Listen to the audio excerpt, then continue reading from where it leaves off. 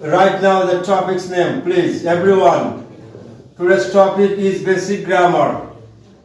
Labib, Yes, sir. basic grammar. What is the spelling of grammar? Grammar. Grammar. That is the right answer, right? And right now, left side the classwork, CWB. And try to compose the day. Today is Saturday. And today's date is 4/1/25. Will you write everything? Please try to compose and write all the words in the board. And basic grammar is clause or phrase. Clauses and phrases use kore we have to complete sentences. We have to complete the sentences using the clauses and phrases. Clause এবং phrase ব্যবহার করে আমরা sentence বা বাক্য সম্পূর্ণ করব। কোন একটা সেন্টেন্সে এক অংশ দেয়া থাকবে আর বাকি অংশ তোমাকে সলভ করতে হবে ক্লজ এন্ড ফ্রেজ দিয়ে। তার আগে জানতে হবে what is the meaning of clause and what is the meaning of phrase. Mister Nasim লিখেছো কি? লেখা শেষ হলে আমাকে বলবে the right forms, the right meaning, the proper meaning, the exact meaning of clauses and phrases. Labib শেষ লেখা? তোমার ডেট কই, টপিক কই? লিখে নাও, everything should be written down, whatever I write on the board, and you have to write those items. আজকে 4/1/25 and today's day is Saturday. The spelling should be written down. Grammar spelling সঠিক লিখবে, ভুল করবে না। তুমি ভুল করতেছো mister Nasim. What is the spelling of Saturday? SATR নাকি SATER নাকি SATUR? তুমি বলো লাবিব। SATUR। কিন্তু যদি কেউ লেখে, দেখো লিখে আবার কাটে। অবশ্যই কাটতেই পারো তুমি, ভুল হতেই পারে। টুয়ার ইজ হিউম্যান। মানুষ মাত্রই ভুল হতে পারে, বানান ভুল হতে পারে, বাক্য ভুল হতে পারে। আবার শুদ্ধ করে লিখবেন, ভুল চলে যাবে ইনশাআল্লাহ। তবে যে ওই লাইনটা জ্বালাইতে পারে না। Of course, yeah, I am just writing this. But before that, you have to tell me the exercise. Find out. Exercise গুলো কই? আমরা ঈদ দিয়ে করেছিলাম, মনে আছে আমার? I can remember the matters. Have you done your home practices? দুই একটা হোম প্র্যাকটিস করেছো এবং প্রবলেম ফেস করেছো, সেটা মনে করো, বের করো। আমার দেখাও আমি দেখবে, তুমি খেয়াল করবে যে সে বাসায় কাজ করতে গিয়ে অর্থাৎ হোম প্র্যাকটিস করতে গিয়ে কোনটায় প্রবলেম ফেস করেছে এবং সেই প্রবলেমগুলো আমরা সলভ করব ইনশাআল্লাহ। আমাকে বলো কোনটায় প্রবলেম ফেস করেছো? নাসিম বলো। Which one have a problem faced? Very simple, no problem. Tell me at first. Sir video কি অন করছেন? Of course.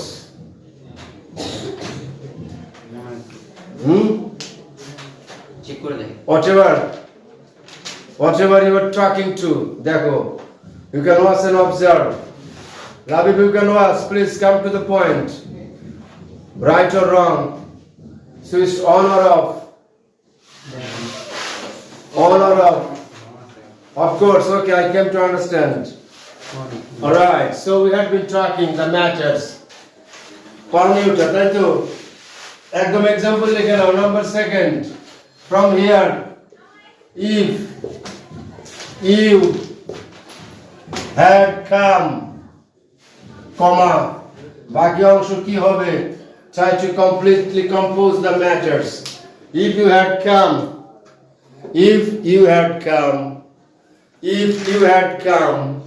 the next word should be written down with the matters. So, কি লিখছো লাবিব বলো? If you had come. তারপরে কি হবে পরবর্তী অংশ? The next part. যদি আসো তাহলে আমি যাব। সেটা ভিন্ন ব্যাপার, ইংলিশে কি হতে পারে? You have to practice in English. I will go. তুমি ওকে দেখিয়ে দাও নাসিম ওই নিয়মটা।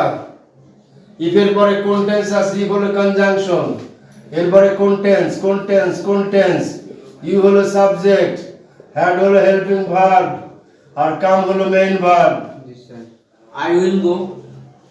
কোন টেন্স আছে এর পরে সেটা আগে বলুন। ইফ নামক যে কনজাংশন, যদি যে কনজাংশন, এই কনজাংশনের পরে কোন টেন্স আছে সেটা ইউ হ্যাড কাম, কোন tense? Present simple. Present simple হলে তো হ্যাড থাকতো না, হ্যাড আছে এখানে, কেউ বলতে পারবেন না বোধহয়। পারবেন কি? ইফ এর পরে কোন টেন্স? লিখে নেন try to compose. If plus past perfect, if এর পরে কোন টেন্স আছে দেখো, if plus past perfect tense. তাহলে পরবর্তী অংশ কি হবে? সাবজেক্ট হবে, তারপরে উড হবে, প্লাস হ্যাভ হবে, প্লাস V3 হবে, প্লাস বাকি অংশ হবে। বুঝলো নাই? ইফের পরে যদি পাস্ট পারফেক্ট টেন্স থাকে, পরবর্তী অংশ হবে সাবজেক্টের পরে উড হ্যাভ অথবা কুড হ্যাভ অথবা মাইট হ্যাভ এবং তার সঙ্গে মূল ভার্বের past participle forms. Try to completely do that. And I'd like to solve the actions. Sir would could might যে কোনো একটা, যে কোনো একটা, anyone, right? কি বললে তুমি? Would, Could, might. could, might, would, could, might, যে কোনো একটা, এবং তারপরে মূল ভার্বের পাস্ট পার্টিসিপল ফর্ম হবে না, কিন্তু ভুল কথা বললেন। would have বলা আছে, could have বলা আছে, might have বলা আছে, would have, could have, might have, এগুলোর পরে মূল ভার্বের 3 নাম্বার ফর্ম হয়। লাভিব কি শব্দ শিখলে বলো? কামেরও পরিবর্তন হবে স্যার কেম।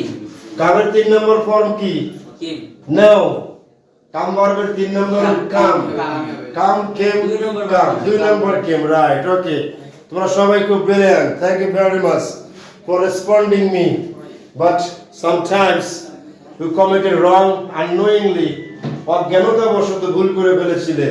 ওখানে 3টা ফর্মে কাম হবে না, একটা ও হবে, একটা এ হবে, 3 নম্বরে আবার ও হবে। ডান? তাহলে সলভ করো, নিয়ম লেখো। ইফ ইউ হ্যাড কাম, পরবর্তী অংশ সাজাও। তুমি না বললে যে আই উইল কাম, তাই তো বলেছিলে? ওখানে সাজাও, সাবজেক্ট আই বসাও, বসাও। I would come, oh would have, I would have come, go, go বসাও, Gone. গান হবে, রাইট? গান। যদি তুমি আসতে তাহলে আমি যেতুম, যেতাম। যদি তুমি আসতে তাহলে আমি, তাহলে স্যার কি হবে? I would have gone. একদম perfect, thank you very much. Right now that if you had come, I would have gone. If you had come, I would have gone, verb হবে এরকম। জি স্যার। ক্লিয়ার? তাহলে আমি example দিচ্ছি একটা, try to solve the matters. Number second example, if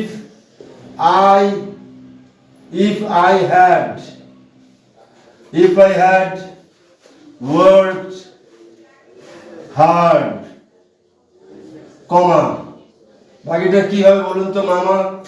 If I had worked hard, if I had worked hard, যদি আমি কঠোর পরিশ্রম করতাম।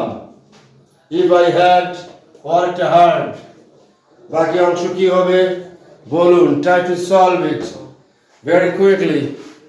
লাবিব, নাসিম সহ কাউকে দেখবেন না, কিন্তু একা একা করবেন। I would dash. If I had worked hard, যদি আমি কঠোর পরিশ্রম করতুম, বাকি অংশ কি হবে Nasim? I would have, I would have, হ্যাঁ তা তো হবে, I would have অবশ্যই। কেন I would have হবে মিল্টন? ইয়া লাভিব। লাবিব, হ্যাঁ সূত্রই তো আছে। সূত্র কি আছে? ইফের পরে পাস্ট পারফেক্ট টেন্স থাকলে পরবর্তী অংশ হবে সাবজেক্ট, তারপর উড হ্যাভ অথবা কুড হ্যাভ, তাই তো? Yes, sir. এরপরে মূল ভার্বের past participle form. I would have, এখন কি হবে? একটা মেইন ভার্ব বসাও। I would have succeeded. Brilliant, থেমে যাও। শব্দ কি লিখেছে দেখো, এই শব্দের আগে কয়েকবার শিখিয়েছিলাম। লেখেন, আপনি কি লিখছেন? অক্ষরগুলো বলেন। S U, double C, double C, double E, double E, ED. ED, এই তো নাকি? এটা হয় নাই? না স্যার, আরেকটা ইডি আছে। না তাতেও হয় নাই, কিন্তু কোনো ভয় নাই, এটা শিখিয়ে দিচ্ছি রাবিব সহ। তুমি তো ভুল করেছো, সবাই ভুল করেছেন, ভুল করবেন না। যদি করেন ভুল, ফুটবে না সফলতার ফুল। 3টা শব্দ লিখবো। নাসিম, নাসিমের পায়ে বল। কি লিখলাম? succeed. অক্ষরগুলো বলো। SUCCEE.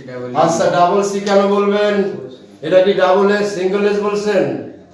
সিঙ্গেল এস বলছেন? সিঙ্গেল ইউ বলছেন? তো ডাবল সি কেন বলবেন? ডাবল ই কেন বলবেন? ভালো করে খেয়াল করুন। যদি আপনি ডাবল বলতে চান আগেরগুলোকে সিঙ্গেল বলতে হবে তো নাকি? সিঙ্গেল আছে, এটা সিঙ্গেলই তো আছে, এটা ডাবল আছে, তাই তো? ডাবল বলবেন, বলতেই পারেন, ভুল নাই, না বলাই ভালো। সিসি বলবেন, ই বলবেন, ডিডি বলবেন, যাই থাকুক, you have to speak out single then double. এবার দেখুন পরবর্তী শব্দ S U CC E S S, একটাই হবে না? Yes, sir. হ্যাঁ, S U CC E S S success. এবার দেখেন S U CC E S S F U L successful, succeed. এই সাকসিড মানে সফল হওয়া, লিখছো তো? সাকসেস মানে সফলতা, সাকসেসফুলি মানে সফল ভাবে। অনেকে এটা ভুল করে থাকি, আমরা বলে থাকি সাকসিড সাকসেস, ভুলিয়ে ফেলি। অ্যাকচুয়ালি সাকসিড মানে সফল হওয়া, এটা হলো ভার্ব, আর সাকসেস মানে সফলতা, এটা হলো নাউন, আর সাকসেসফুল মানে সফল অ্যাডজেক্টিভ, সাকসেসফুলি সফলভাবে অ্যাডভার্ব। তো যদি আমি কঠোর পরিশ্রম করতাম, আই উড হ্যাভ, এই যে মূল ভার্বে আসেন, দেখছেন? আই উড হ্যাভ সাকসিড, এটার আবার ভিতরি কি হবে? ওর সঙ্গে আবার ইডি যোগ করে দেন, succeeded in life, in life, full stop, মিলিয়ে নেন। Ready to listen. এটাই লিখছেন নাকি? দেখেন কি লিখেছেন, ভালো করে আবার দেখেন। বানান তো ভুল হবে, ওই জন্য তো বললাম বানান ভুল, জন্যই তো এতগুলো বানান লিখলাম। SUCCEED. ইডি ইডি লিখছেন তো, লাস্টে আবার ইডি হবে।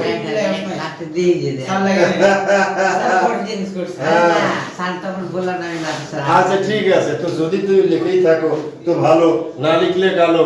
মূল শব্দ সাকসিড, আর তার পাস্ট পার্টিসিপল ফর্ম করতে গেলে তার সঙ্গে আবার ইডি যুক্ত হবে। All clear? If I had worked hard I would have succeeded in life. Clear? এগুলো মাথায় রাখবেন। তো নিয়মটা কি শিখলাম লাভিব? ইফের পরে পাস্ট পারফেক্ট টেন্স হলে পরবর্তী অংশ কি হবে? Sir, tense plus did plus would have, would plus have plus did plus action. Good, excellent. আরেকটা নিয়ম বলো, কি লেখা আছে যেটা পারোনি, যেটা পারোনি সেটা বলো, বই থেকে বলো, অথবা try to solve it from the copy.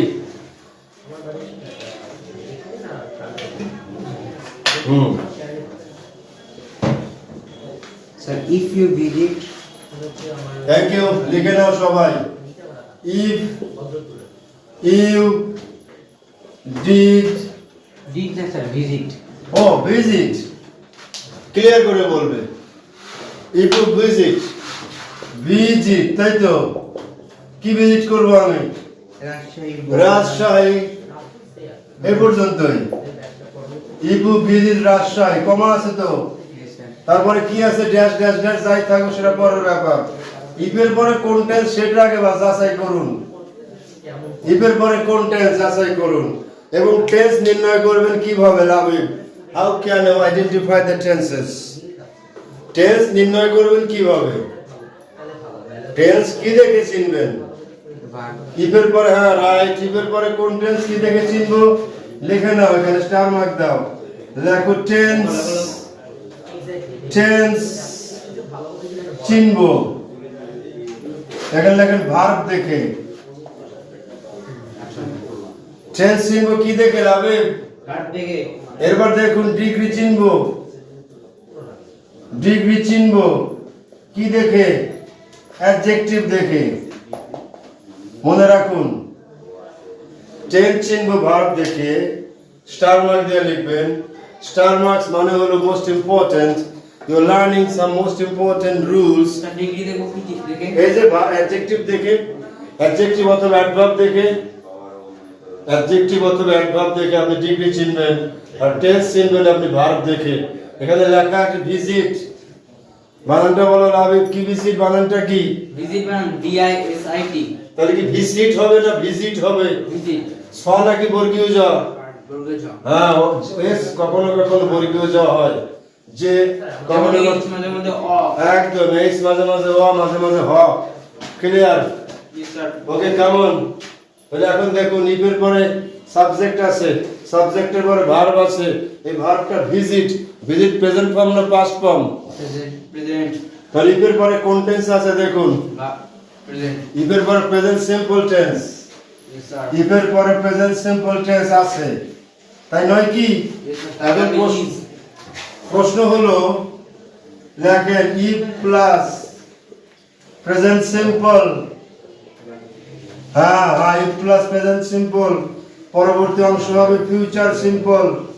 কথা নয়, শুধু কাজ, না করলে মাথায় পড়বে বাজ। এবার দেখুন, ইফের পরে কোন টেন্স ছিল? Present simple tense. পরবর্তী অংশ কি হয়ে যাবে? Future simple tense. If you visit Rajshahi, যদি আপনি রাজশাহীতে ভ্রমণ করেন, আপনি একটা ফিউচার সিম্পল টেন্স লিখবেন। সেটা হলো আপনি কি কি দেখতে পাবেন? চা বাগান। চা বাগান রাজশাহীতে নাই, আম বাগান। আম বাগান, নট চা বাগান। তো লিখুন, চা বাগান আছে রাজশাহীতে। থাকতেই পারে মিনি চা বাগান সেটা। তাহলে ইফ ইউ ভিজিট রাজশাহী, পরবর্তী অংশ কি লিখবেন? Future simple. আর ফিউচার সিম্পল লিখতে গেলে কি হবে? সাবজেক্ট হবে ইউ সাবজেক্ট, উইল হবে আপনার একটা হেল্পিং ভার্ব, সি হবে একটা মূল ভার্ব, ম্যাঙ্গো। ম্যাঙ্গো। আর কি গার্ডেন লিখবেন নাকি নো স্যার, কি লিখবেন? Mango garden. হ্যাঁ, আবার বলুন, সুন্দর কথা চলে এসছে। ইফ ইউ ভিজিট রাজশাহী, যদি আপনি রাজশাহী ভ্রমণ করেন, ইউ উইল সি, প্রেজেন্ট থেকে ফিউচার সিম্পল, এখন কি দেখতে পাবেন? Mango garden. কিন্তু কথাটা সম্পূর্ণরূপে ভুল না হলেও আংশিক ভুল। আপনি গার্ডেন লিখবেন কখন আর অন্য কিছু লিখবেন কখন, দেখিয়ে দিচ্ছি। ম্যাঙ্গো গার্ডেন লিখবেন নাকি ম্যাঙ্গো অন্য কিছু লিখবেন? দেখেন, এই যে ম্যাঙ্গো কিসের নাম? কিসের নাম? ফলের নাম। গুড, ম্যাঙ্গো হলো ফলের নাম। আর রোজ কিসের নাম? ফুলের নাম। ফুলের নাম। হ্যাঁ, দেখতে পাচ্ছ, দেখা যাচ্ছে নাসিম? ম্যাঙ্গো কিসের নাম? আমের নাম। আম, এটা হলো ফ্রুট। ফ্রুট, খেয়াল করেন, ম্যাঙ্গো কিসের নাম? ফ্রুট। আর রোজ কিসের নাম? ফ্লাওয়ার। ফ্লাওয়ার। মাথায় রাখুন, এগিয়ে যাচ্ছে কিন্তু আমরা এদিকে। যদি কোনো ফলের বাগান হয়, ইফ দ্য ওয়ার্ড ইজ কোনো ফলের বাগান বা ফ্লাওয়ার, সরি ফ্রুট, তখন গার্ডেন বসবে না। লাবিব, জানো কি কখন গার্ডেন বসবে আর কখন গার্ডেন বসবে না? এবার লিখে নিন, যদি কোনো বাগান দ্বারা ফল বোঝায়, সেখানে আপনি বাগানে গার্ডেন বসাবেন না, ফুল বসালে গার্ডেন বসাবেন। এই যে এখানে গার্ডেন, রোজ গার্ডেন। রোজ হলে কি হবে? গার্ডেন। হ্যাঁ, তাহলে ফ্রুট হলে কি হবে এখনো বলি নাই, কিন্তু ওটাই কিন্তু মেইন জিনিস। দেখুন, ফ্রুট হলে আপনি লিখবেন O R C H A R D, mango orchard. Orchard, clear হতে পারলেন না? আবার লিখে দিচ্ছি। Again I'm writing down with the crown, Sally Brown. এবার লিখুন O R C H A R D, orchard. আবার লিখুন G A R D E N, garden. Garden, garden মানে ফুলের বাগান। ফুলের বাগান। আর অর্চার্ড মানে ফলের বাগান। Yes, sir. Yes, no, very good. তাহলে ফুলের বাগান ইংলিশ কি হবে? গার্ডেন। আর ফলের বাগান ইংলিশ কি হবে? Orchard. Orchard, right. Mango orchard, coconut orchard, litchi orchard, না? রোজ গার্ডেন, বেরি গার্ডেন, আসনা henna garden, whatever it is, blah blah blah. So newly we came to learn about the new words, namely বাগান এবং বাগান। Garden মানে উদ্যান, ইয়া পুষ্প উদ্যান, আর orchard মানে ফলোদ্যান। Clear? যাচ্ছি পরেরটায়। So if you visit Rajshahi, you will see the mango orchard. Understand? Yes, sir. রাজশাহীতে গেলে আপনি আম্র বাগান দেখতে পাবেন। আর কোথায় দেখতে পাবেন? আর কোথায় কোথায় দেখতে পাবেন? ইতিহাস কি বলে? বগুড়া। নট বগুড়া, পলাশী। পলাশীর আম্র কানন, ওগুলোকে বলা হয় কানন, ফলের বাগান, আম্র কানন, যেখানে যুদ্ধ হয়েছিল, পলাশীর যুদ্ধ হয়েছিল। Okay, let's get back. পলাশীর যুদ্ধ শেষ, এখন আমাদের Bangladesh. So now try to tell me the new exercise. বলো, আরেকটা বলো। নাসিম বলো, দ্রুত বলো। এগুলো পড়তে হবে কিন্তু বাসায় যে this type of words you like to completely compose and decompose, you like to do so. Please try to tell me Nasim, quick. Sir, yes. টাকার বাগান কোথায় দেখতে পাবেন? টাকার বাগান দেখতে পাবেন আপনি টাকশালে, গাজীপুরে টাকার টাকশাল আছে। না স্যার, এর থেকে আরো ভালো উদাহরণ আছে। বলো। গোপালগঞ্জে। গোপালগঞ্জ। শেখ হাসিনার বাড়ির লোক তো সবাই বড় লোক এখানে। বড় লোক, হ্যাঁ রাইট, বলো না। আমরা পলিটিক্স নিয়ে কোনো কথা বলতে চাই না, বিকজ বাস্টার্ড পলিটিক্স হয়ে গেছে এখন। যাই হোক, আসো পরেরটাই যাও। পরের সেন্টেন্স বলো। সরি টু সে সো, আমি দুঃখিত। But if he had If he had not taken the money হ্যাঁ। from his okay, understood. Okay, come on, দেখো। If he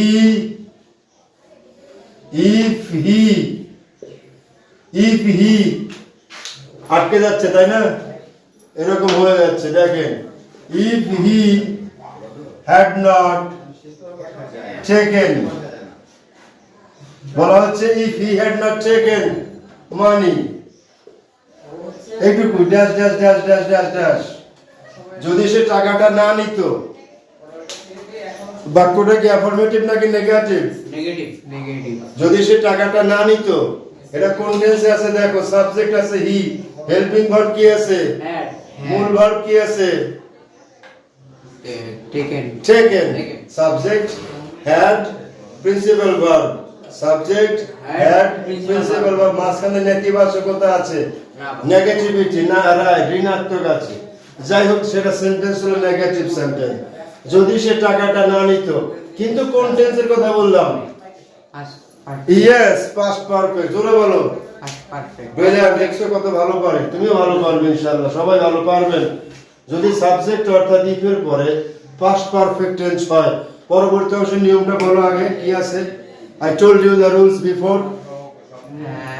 subject plus would could অথবা might plus have plus which excellent, excellent. যদি সে টাকাটা না নিত, তাহলে কি হতো? দেখেন, দা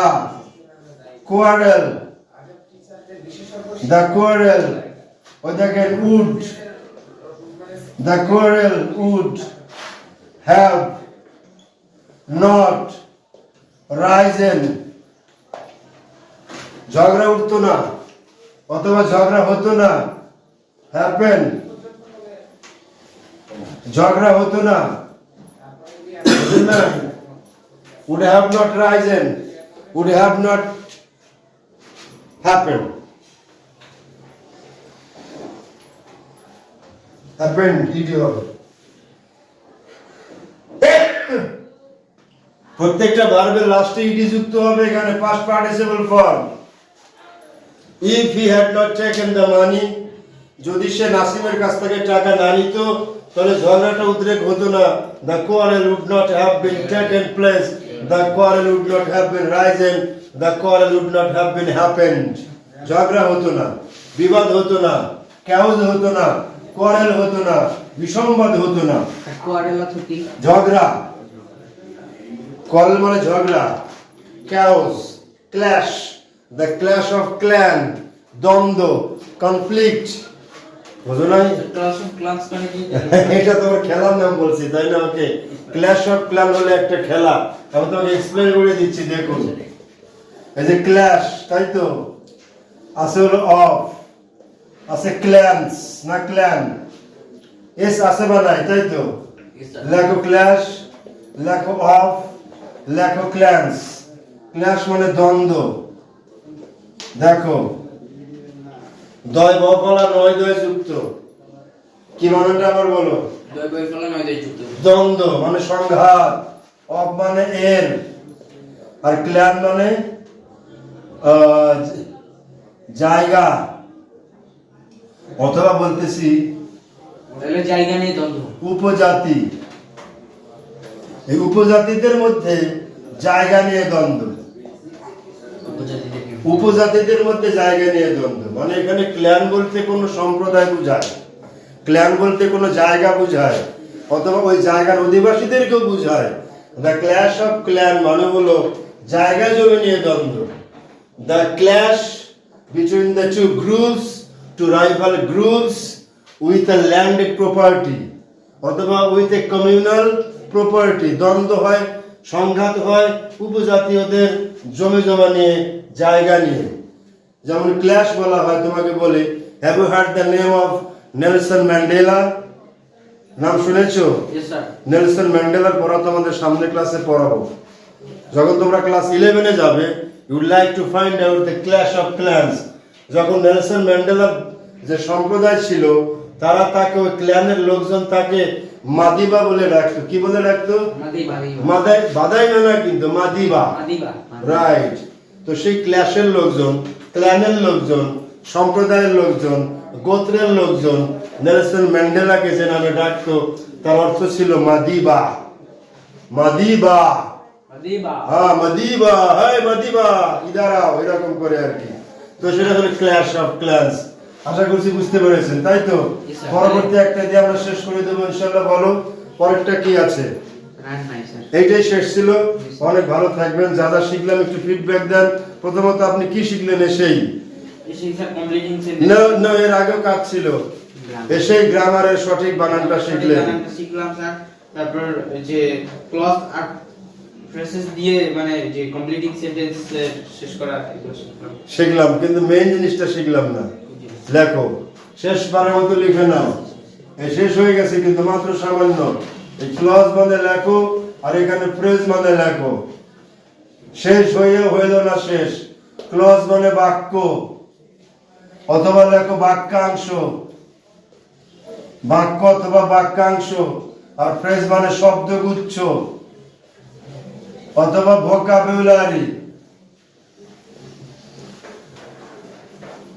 অথবা বাক্য সংকোচন, অথবা বাগধারা। তাহলে ফ্রেজ এন্ড ক্লজ দিয়ে মূল সেন্টেন্স কমপ্লিট করতে হয়। আরো একটা জিনিস বাদ রয়ে গেছে, সেটা হলো সেন্টেন্স কমপ্লিট করার জন্য আপনাকে প্রভাব শিখতে হবে। বাংলা হলো প্রবাদ বাক্য। প্রবাদ বাক্যগুলো সম্পূর্ণ করতে হয়। অনেকগুলো প্রবাদ বাক্যের অর্ধেক অংশ দেয়া থাকে, বাকি অংশ আপনাকে সলভ করতে হবে। অর্ধেক অংশ দেয়া থাকলেও আপনি পারবেন না সলভ করতে, যদি আপনি প্রবাদ বাক্যগুলো মুখস্থ না করেন। প্রবাদ বাক্য মুখস্থ না করলে গ্রামার দিয়ে সেখানে কিছু করা যায় না। গ্রামার দিয়ে ওইটা করা যায় না, বিকজ প্রবাদ বাক্য never follow the rules of grammar. প্রবাদ বাক্য কখনো গ্রামারের নিয়ম মানে না। ওকে, তাহলে কি শিখবে ভাষা থেকে? প্রবাদ বাক্যগুলো আমি শিট দেবো তোমাদের। Accordingly, I'd like to give you the sheet of the proverbs. প্রবাদ বাক্যের 100টা প্রবাদ বাক্যের শীট আমি হাতে ধরিয়ে দেবো, সেটা মুখস্থ করবেন। এক। দ্বিতীয় কথা হলো, যে নিয়মগুলো শিখলাম, ইফযুক্ত কয়টা নিয়ম হলো নাসিম? 3টা। কি কি? If plus present simple, it plus past participle, আর ইফ প্লাস পাস্ট পারফেক্ট। এই 3টা নিয়ম ওকে লিখে দিবে। তোমার খাতায় লেখা আছে, তুমি ওর খাতা থেকে ফলো করে নেবে। যাদের খাতায় নাই, নাসিমকে ফলো করবে ইনশাআল্লাহ। ওকে, আল্লাহ হাফেজ। আসসালামু আলাইকুম ওয়া রাহমাতুল্লাহি ওয়া বারাকাতুহু।